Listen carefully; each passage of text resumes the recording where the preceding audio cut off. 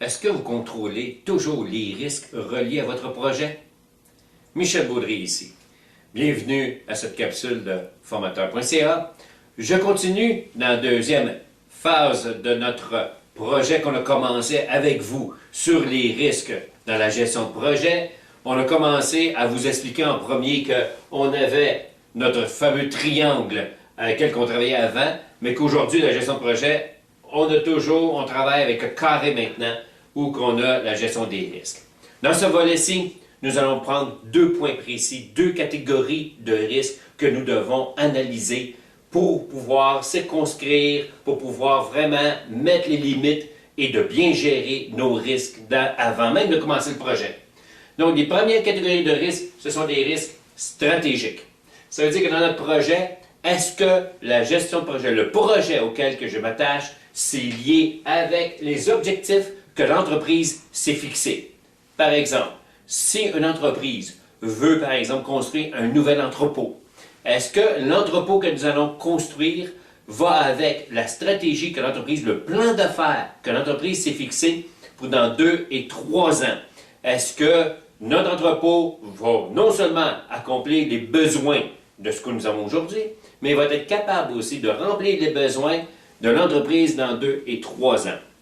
Sinon, revisons nos plans. Il est très important, au point de vue stratégique, de lier absolument notre projet avec les objectifs de l'entreprise, avec son modèle d'affaires. Très important. Aussi, au plan d'exploitation. Quand on parle d'un plan d'exploitation, c'est que, est-ce que l'entreprise, à l'heure actuelle, elle gère ses projets avec le plan d'exploitation journalier, avec le plan annuel aussi, de l'entreprise. C'est très important de savoir est-ce qu'on est en plein dans le plan d'exploitation de l'entreprise ou qu'elle s'en va l'entreprise et les pourquoi. Donc, aussi, est-ce que l'entreprise va allouer les ressources nécessaires à bien gérer ce projet-là? Je ne parle pas des ressources nécessaires pour faire le projet en tant que tel, mais à le gérer.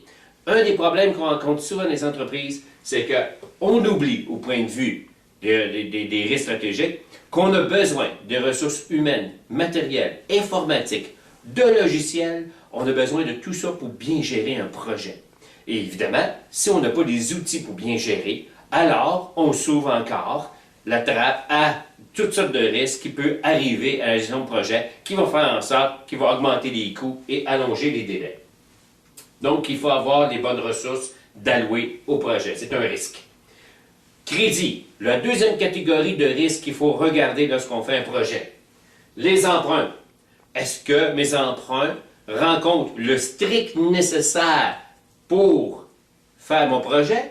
Ou si l'emprunt voit aussi, est-ce que couvre une portion des risques par rapport à l'augmentation des coûts? Comme je dis souvent, c'est ainsi, bien malin celui qui va savoir quel prix qu'on va payer d'essence la semaine prochaine. Le prix de l'essence, le prix du baril de pétrole a changé. Et si on se fie aux experts, ben justement, on ne peut pas tellement s'y fier parce qu'au mois de septembre 2008, les experts disaient qu'en janvier 2009, on paierait 200-250 $ le prix du baril de pétrole. Ben aujourd'hui, il est à 37 $. Est-ce que ça se reflète à la pompe? Un peu, pas à 100%. Donc, on est ici, comment on peut refléter ces coûts-là? Ça reflète ça dans la matière première. Ça reflète aussi des achats internationaux. Si je dois acheter des matériaux ailleurs, les devises étrangères, ils varient énormément par rapport au dollar canadien. Donc, tout ça, ça coûte des risques. Est-ce que je dois faire en sorte d'analyser les emprunts que j'ai besoin selon ce niveau de risque-là? La réponse est oui, je dois analyser le crédit pour ne pas toujours revenir à l'emprunteur pour augmenter. Même chose pour les garants. Et même chose pour les assureurs.